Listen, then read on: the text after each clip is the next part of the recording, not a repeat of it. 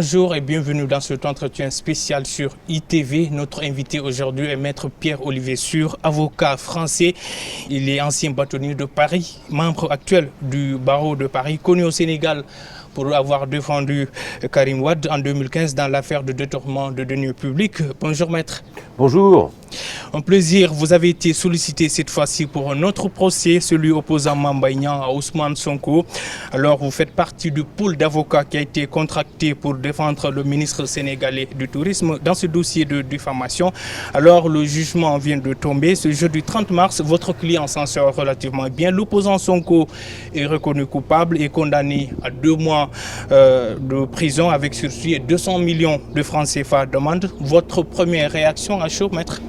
Bien, ma première réaction est une réaction de satisfaction parce que tandis qu'on entend les hélicoptères et qu'on sait combien la ville a été cadrée par les forces de l'ordre depuis quelques jours, eh bien la justice a rendu une décision apaisante qui fait que bientôt on n'entendra plus les hélicoptères. La justice a rendu quelle décision? Une décision d'abord de condamnation. De condamnation parce que les propos tenus par le prévenu condamné aujourd'hui sont des propos diffamatoires et que la diffamation est une limite à la liberté d'expression en ce qu'elle est un abus du droit de l'expression. Donc, la condamnation est tombée. Une condamnation d'ailleurs symboliquement lourde. Le mot prison est prononcé. Mais... Sauf que deux autres charges n'ont pas été retenues. Oui, il a été condamné pour diffamation et non pour injure et non pour faux. Mais si vous étiez à l'audience ce matin, vous aurez remarqué que je n'ai plaidé que sur la diffamation.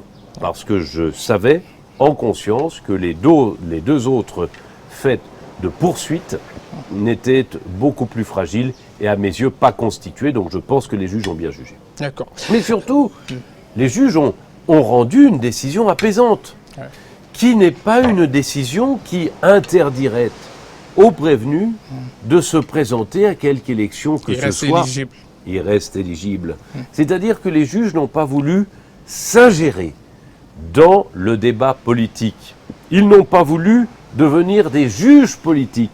Ils sont restés des juges de la justice qui est là pour apaiser et pour rappeler les règles, c'est-à-dire que bien sûr que la parole est libre, mais pas l'abus de droit de cette parole. Et c'est ce cadre qui doit être le cadre de la politique au Sénégal. Et moi, je félicite les juges. C'est la preuve de leur indépendance, parce que partout on disait que les juges étaient manipulés, étaient à la solde du pouvoir politique qui voulait écarter un opposant en le condamnant à plus de 6 mois avec sursis. Les juges ne sont pas allés jusque-là. C'est la preuve de leur indépendance. Le Sénégal est un pays de droit. Vous parlez de ville quadrillée. Vous avez senti les tensions à votre arrivée au Sénégal? Mais c'était évident. Je croyais que c'était l'effet du Ramadan. Mais non, c'est l'effet de ce procès. Regardez, les vacances de Pâques ont été décalées afin que la ville soit calme au moment du procès. J'en ai vu des procès, mais j'ai jamais assisté à une telle situation de tension autour d'un tribunal pour une affaire de diffamation. D'accord. Possibilité d'interjeter, appel, on fait savoir les avocats du camp adverse à l'issue du procès. Qu'en pensez-vous? Écoutez, je ne sais pas, il y a un délai pour former appel, on va se réunir les uns et les autres et nous verrons, mais de mes voeux, j'appelle à ce que cette décision de justice devienne définitive parce que je pense que c'est une bonne justice, une justice indépendante, une justice qui rappelle qu'il y a eu une infraction, une justice qui condamne et qui prononce le mot de prison même avec sursis, mais une justice qui laisse la parole libre dans cette grande démocratie qu'est le Sénégal. D'accord. Revenons un peu sur le déroulement du procès. Le jugement a été pris à l'issue d'un procès par défaut. Les avocats de Sonko ont dû quitter en pleine audience. Un jugement expéditif à entendre sur le fond. Ousmane Sonko n'a pas été entendu sur le fond. N'est-ce pas un peu regrettable? Ah ben c'est de sa faute. Il avait plus de 30 avocats. Qu'on ne me dise pas que ses droits de la défense ont été brimés. Il avait 30 avocats qui étaient là pour dire, pour plaidé. Avocat, ça veut dire advocare, parler pour, qui était là pour parler pour lui. Mais il aurait fallu qu'il fût présent, puisque chacun sait que le code de procédure pénale au Sénégal est ainsi organisé de sorte que si on est absent dans le cadre de la justice, d'un jugement d'un délit pénal, eh bien, les avocats ne peuvent plaider pour l'absent. Eh bien, chacun le savait.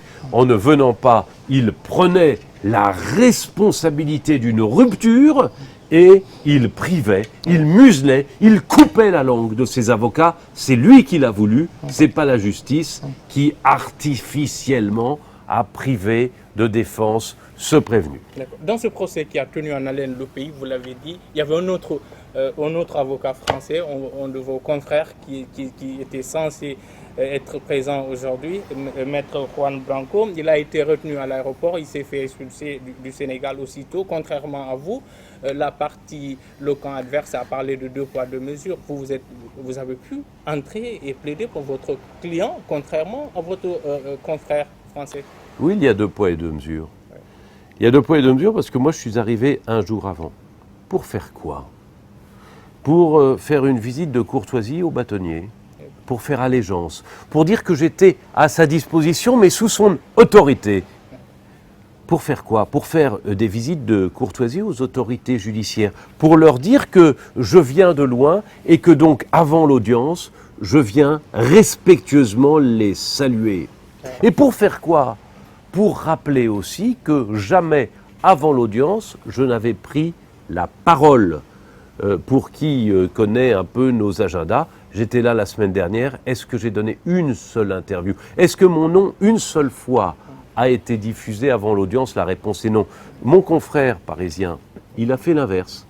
Il n'est pas venu voir son bâtonnier, le bâtonnier du Sénégal, il n'est pas venu voir les autorités judiciaires et il a plaidé, en réalité il a plaidé, via la presse, de Paris, depuis 15 jours, et tous les jours sur les réseaux sociaux, et même il aurait diffusé un pamphlet, un brûlot, pour appeler ou pour donner les recettes de cuisine afin de réussir une sédition, de réussir un putsch ou même un coup d'État. Vous pensez bien que il était du coup assez peu attendu et que c'est la raison pour laquelle on lui a demandé, pour des raisons d'ordre public, de reprendre l'avion. Je pense que c'est très regrettable parce que j'aurais voulu avoir le débat avec lui à l'audience et je pense que le pouvoir politique a fait ce qu'il devait faire en termes de respect de l'ordre public à l'encontre d'un avocat. Pour l'image, ça passe très mal.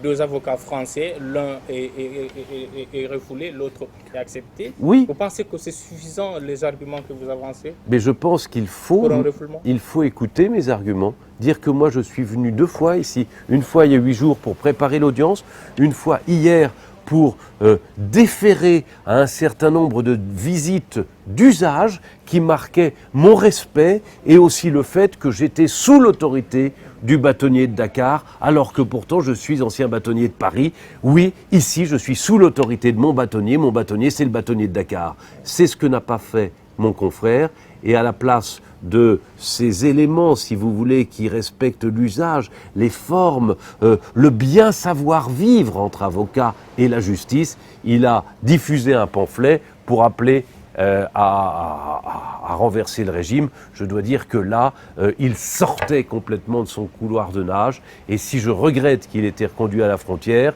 eh bien je regrette que ce soit son attitude qui y ait malheureusement conduit les autorités. D'accord. Sauf que ce n'est pas le seul prétexte qu'ont avancé les avocats du camp adverse, les avocats d'Ousmane Sonko. Ils ont aussi invoqué le cas de la suspension de l'autre avocat, votre confrère sénégalais, Maître Ousseynou Fall, qui n'était pas là. Donc ils ont parlé d'amputation.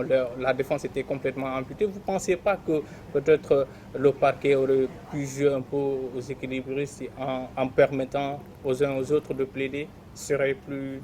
Je pense que quand on a plus de 30 avocats présents à l'audience, on ne peut pas venir dire comme une veuve éplorée « j'ai perdu mon avocat principal ».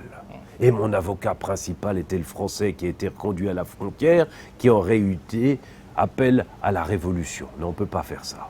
En revanche, quand on est un prévenu qui veut, comment dirais-je, devenir un jour, le juge des juges, ici au Sénégal, on respecte la loi. On respecte les règles. Et ces règles n'ont pas été respectées par les avocats qui ont plaidé devant la presse avant l'audience, alors que moi, je ne me suis jamais exprimé avant l'audience. Mon nom n'était même pas connu, alors que je vous dis, il y a 8 jours encore, j'étais là pour préparer cette audience. Je l'ai préparée en droit et je ne l'ai pas préparée en polémique. D'accord. Et l'argument du certificat médical qui a été aussi brandi? Oui, mais ça, c'est un argument qui avait été brandi aussi lors de la dernière audience. Oui. C'est un argument... Non, il a été hospitalisé à l'issue de cette audience mouvementée du 16 mars mais j'ai cru comprendre que cette hospitalisation portait problème. Je ne suis pas docteur en médecine, je me contente d'être docteur en droit, donc vous laisserez les médecins se prononcer. D'accord. Main clémente de la justice, vous l'avez dit, au nom de l'équité, au nom de la stabilité. Vous pensez que ce fut un bon procès après tout? Mais je pense, vous savez, que les procès en diffamation, c'est des procès très importants. Qu'est-ce qu'on retient de l'affaire Dreyfus ici, chez nous, en France? On retient le procès en diffamation de Zola, qui, aujourd'hui encore, défraie la chronique et marque l'histoire. Les procès en diffamation, c'est des procès d'honneur. Les procès en diffamation, c'est les anciens duels au premier sang. Et c'est la raison pour laquelle le juge vient dire et juger qu'il y a certains mots qu'on ne peut pas prononcer, et quand ils sont prononcés, ils donnent lieu à une condamnation qui, même symbolique, est une atteinte à l'honneur de celui qui l'a prononcé. C'est ce que nous devons retenir de cette affaire. C'est un duel au premier sang. J'espère qu'il ne recommencera pas. S'il recommençait, on imagine évidemment que les peines alors seraient beaucoup plus importantes. D'accord.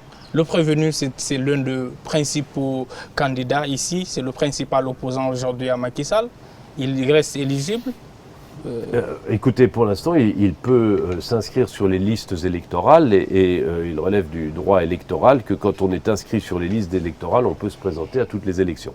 D'accord. Maître, la présidentielle est prévue ici dans 11 mois, précisément serait au mois de février 2024. Il y a beaucoup de tensions. L'un des sujets d'achoppement, c'est la candidature ou non du chef de l'État. En France, il s'est dit que Emmanuel Macron serait contre. En tant qu'avocat qui a défendu un ministre du régime, qu'est-ce que vous en pensez? Écoutez, vous me laisserez ne rien penser. Et vous me laisserez garder mon suffrage pour les élections qui se déroulent en France et laisser aux Sénégalaises et aux Sénégalais, mais aussi aux juristes sénégalais, l'impérium du contrôle de leur démocratie que je salue. C'est une démocratie magnifique, le Sénégal. Je salue ce pays qui n'a jamais connu de coup d'État. Je salue ce pays qui est un État de droit. Je salue les juges ce matin qui ont rendu une décision équilibrée qui permet justement, et nous le disions tout à l'heure, d'éviter peut-être ce qui aurait été un bain de sang ou une manifestation sans limite à Dakar et ailleurs. Votre client, l'autre client sénégalais, on vous connaît au Sénégal pour avoir défendu en 2015 Karim Wade. Aujourd'hui, il est toujours en exil au Qatar, après 6 ans. Est-ce que vous avez de ces nouvelles et il est candidat annoncé ici pour la présidentielle? Mais vous me laisserez, là encore, dans mon domaine de compétences. Je suis, et j'ai été son avocat pour un procès bien particulier. Ce procès est une page qui s'est maintenant refermée. Et bien sûr, je ne me prononcerai pas sur ses ambitions ou non, politiques, professionnelles, familiales, que sais-je. Maintenant, il n'a plus besoin de moi. Je lui souhaite bonne chance. Vous n'avez plus de ces nouvelles?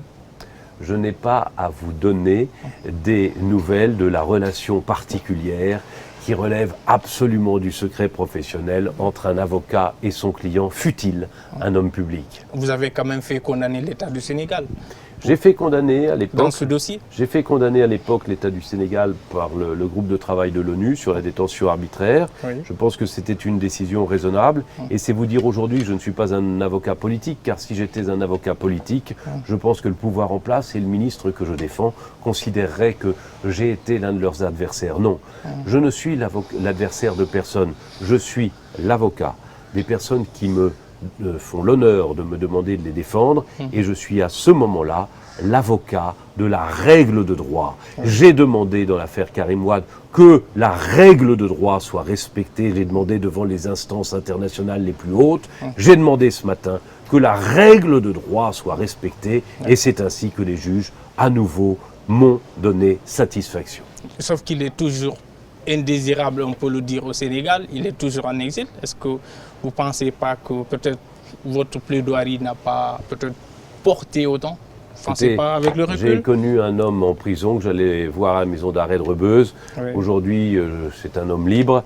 L'avenir, c'est un homme libre qui a l'avenir devant lui. Oui. De l'autre côté de la mer, peut-être, ou d'une mer, mais en tout cas, le soleil est bien lui au-dessus de sa tête, comme du Sénégal, dans le cadre d'une démocratie qui est extrêmement respectable et qui est magnifique dans votre pays. Et je vous en félicite parce que les journalistes participent à cette démocratie. Mais vous conviendrez avec moi que son sort est une énigme quand même pour les Sénégalais et qu'il n'était pas n'importe qui au Sénégal, il était le fils de l'ancien président.